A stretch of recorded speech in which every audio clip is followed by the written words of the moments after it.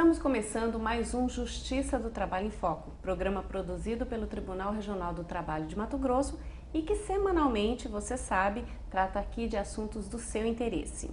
No Brasil, pode existir apenas um sindicato de uma determinada categoria em uma mesma base territorial. Mas o que significa isso? Quais as contribuições os sindicatos podem descontar de seus associados? E quem não é sindicalizado também tem que pagar?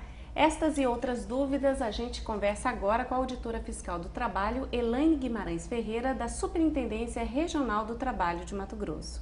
Auditora, a Constituição Federal diz que não pode haver mais de um sindicato de uma mesma categoria em uma mesma base territorial.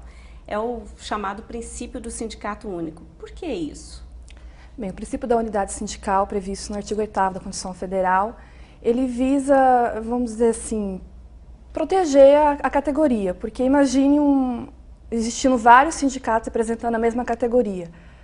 Talvez assim, né, ficaria difícil para os próprios sindicatos ou para um trabalhador saber qual sindicato se filiar ou outras coisas. Então isso é mais para proteger o trabalhador mesmo. E o que é essa base territorial que fala? A base territorial ela é constituída só em 4 subdivisões. Ela pode ser municipal, vai abranger um município só, intermunicipal, vários municípios, estadual, estado inteiro, interestadual, mais de um estado, e a base nacional, que pode existir sindicatos com representação na federação inteira. Então deixa eu entender, se tem um sindicato já existente, consolidado, que ele é intermunicipal, vamos supor, abrangendo Cuiabá e vai ser grande, não pode então ser criado um novo sindicato só para Cuiabá? Ele pode pedir um desmembramento, a gente fala que é alteração estatutária. Então esse novo sindicato que vai representar aquela mesma categoria só em Cuiabá, ele pode pleitear um desmembramento, mas hoje, para ser feito isso, tem que ser ouvida a outra parte e tem que haver um consenso. Doutora, e o que é federação e confederação? É a mesma coisa? Não, federação e confederação são entidades sindicais de nível superior e o sindicato é primeiro grau, que nós falamos. Para existir a federação, pelo menos 5 ou mais sindicatos têm que estar agrupados, então eles vão formar a federação. E a confederação é de 3 a mais federações que têm que estar agrupadas, que vai fundar a confederação. Então um país do tamanho do nosso, pode ter mais de uma confederação de uma determinada... Pode acontecer.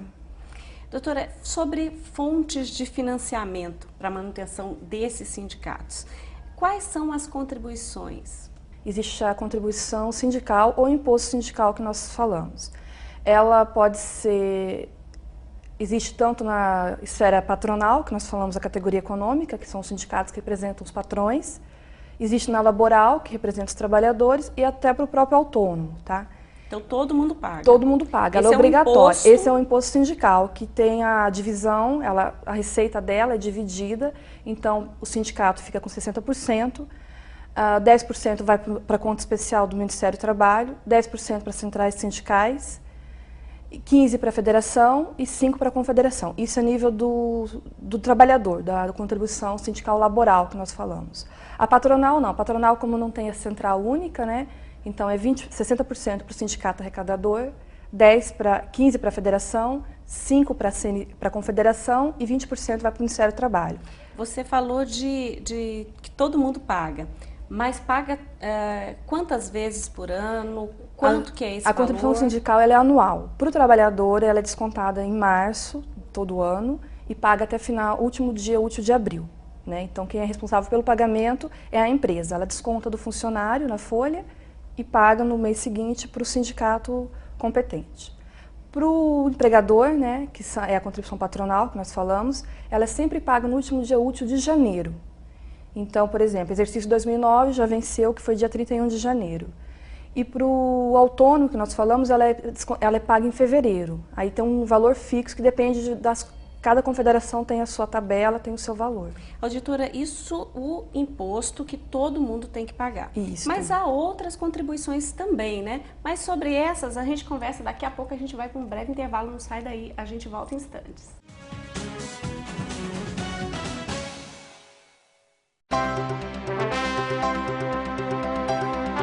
A busca contínua pela melhoria no atendimento e pela rapidez na solução dos processos faz da Justiça do Trabalho a justiça mais eficiente em Mato Grosso. Através da ouvidoria, nosso usuário, que é você cidadão, pode fazer suas reclamações, elogios, dar sugestões e assim contribuir para a melhoria dos serviços. Você pode contatar a ouvidoria via e-mail através do nosso site, por telefone, depositando os formulários preenchidos nas urnas ou pessoalmente com um dos nossos atendentes na sala da ouvidoria, que fica localizada no andar térreo do Fórum Trabalhista de Cuiabá. Faça uso da ouvidoria. Estamos prontos para atendê-lo.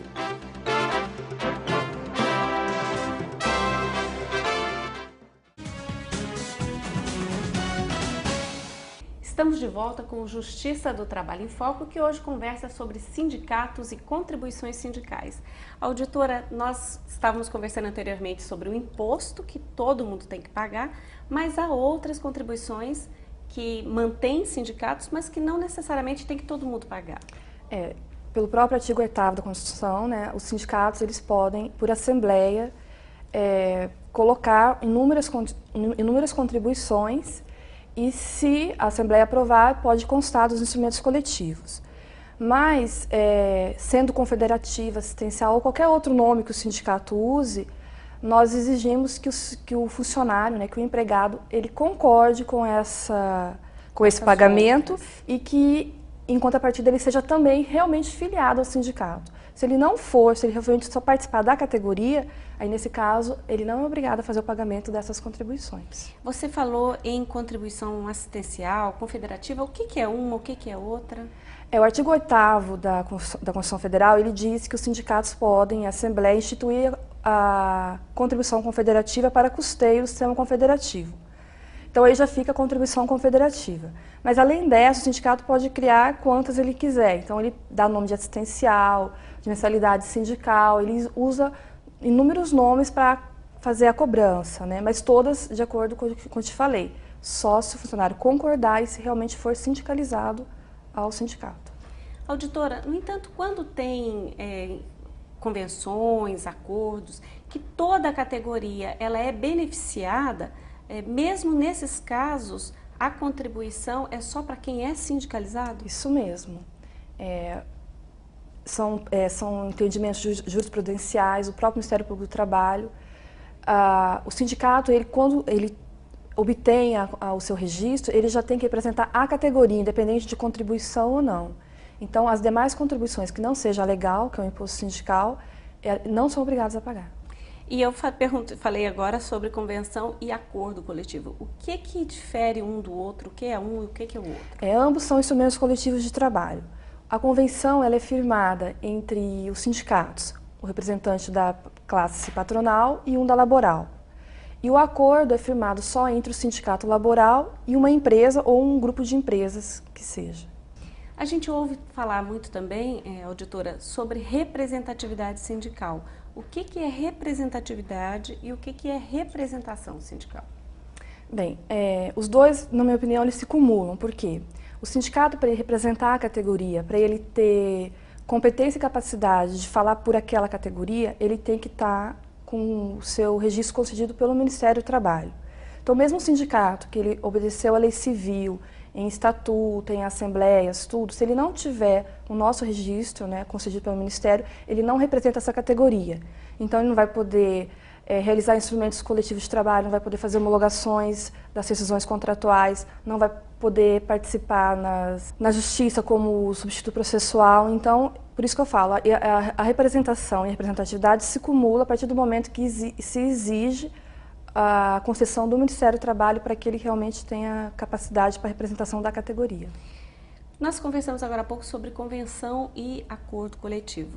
Esses instrumentos, as partes, trabalhadores, empregadores, eles podem sentar e negociar sem a participação do Ministério do Trabalho ou essa participação ela é exigida por lei?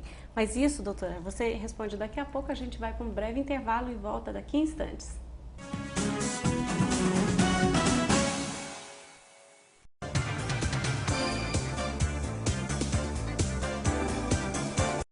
Olá, hoje a dica é para você, empregador.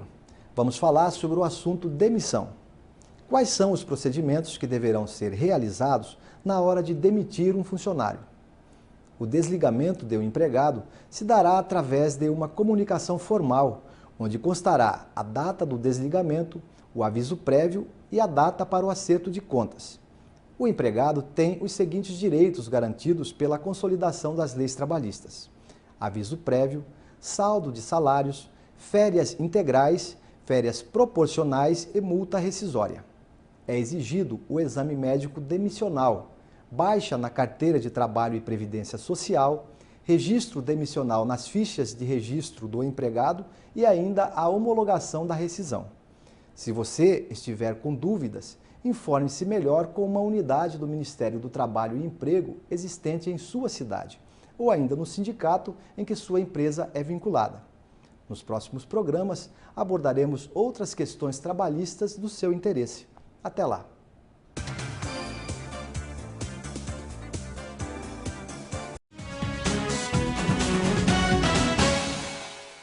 Este é o programa Justiça do Trabalho em Foco, que hoje conversa com a auditora fiscal do trabalho, Elaine Guimarães Ferreira. Auditora, a gente estava conversando sobre os instrumentos, convenção e acordo. As partes podem entabular esses acordos, essas convenções, sem a participação do Ministério do Trabalho? Podem sim. Elas têm uma exigência de que é fazer assembleia com a categoria que representam, né?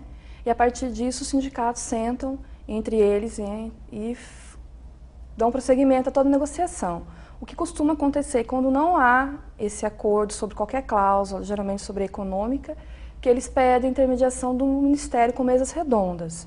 Mas isso também não significa que nós vamos impor a eles tal acordo, né? Sempre prezando a conciliação.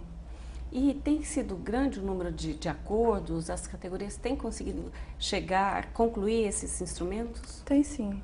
Aqui A maioria consegue. Uhum. Quando chega aí ao Ministério do Ministério do Trabalho, a maioria consegue o acordo e firmam os instrumentos coletivos. Auditora, vocês estão agora com um novo sistema, a exigência de um novo sistema para quem for fazer esses acordos e essas convenções? A partir de janeiro de 2009, agora, entrou em uso obrigatório o sistema mediador. É um sistema onde os sindicatos, né, vão fazer a elaboração desses instrumentos e posteriormente vai ser validado por nós também, tudo online. Então, hoje, o que acontece? Uma pessoa que está em São Paulo pode consultar um documento registrado aqui no Mato Grosso, o que antes não se podia, porque tudo em papel, tinha que se pedir cópia, era mais moroso o processo. E esse sistema, onde que encontra? Onde a gente pode... É no site do Ministério do Trabalho, né, o www.mte.gov.br.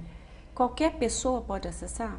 Para consulta, sim. Qualquer pessoa pode acessar, vai visualizar os documentos que estão registrados, vigência, as cláusulas, tudo. E para quem for elaborar, só realmente as partes interessadas, né? Elas entram, colocam as informações no sistema e fecham aí precisa de ter documento. todas as informações. Data da assembleia, os representantes, quem vai assinar, tem que ter todas as cláusulas que vão constar, tem que ter todas as informações para a elaboração. Auditora, e isso é um banco de informações, então, né? Qualquer trabalhador, qualquer empregador pode saber quanto é que está ganhando um motorista de ônibus, por exemplo. Em Mato Grosso, tem condições de ficar sabendo quanto que ganha um motorista em São Paulo, no Rio? Com certeza, e isso a nível da sociedade é um grande avanço, porque hoje o que acontece? Um juiz mesmo, numa audiência, ele pode consultar online a convenção que está sendo aplicada naquele caso. Então, é um grande avanço, sim, para a categoria. E imagino que também para as negociações, né? Porque você consegue mostrar a realidade de outros lugares do Brasil para as partes que estão ali. Para as partes, com certeza. Tentando negociar. Uhum, isso mesmo. Auditora, e para utilizar esse sistema mediador, basta estar com a documentação em dia, os sindicatos? Bem, os sindicatos, para que eles façam uso do mediador, eles têm que estar com as informações sindicais atualizadas, que se faz também online, através do site do Ministério do Trabalho, através do sistema Cadastro Nacional de Entidades Sindicais. E esse cadastro, todos os sindicatos têm que estar com as informações em dia? Em dia, senão ele é automático. Se ele não tiver em dia, ele não consegue fazer uso do mediador. Auditora, muito obrigada pelas suas informações, pela sua participação aqui com a gente e chegamos ao fim de mais um Justiça do Trabalho em Foco. Se você quiser rever este ou qualquer um dos mais de 40 outros programas que nós já fizemos, é só acessar a página do TRT na internet, trt23.jus.br, e clicar no banner TV que está à direita do site. Fale com a gente, envie as suas sugestões, suas dúvidas, suas críticas para o nosso endereço eletrônico que aparece no seu vídeo. Obrigada e até o próximo programa.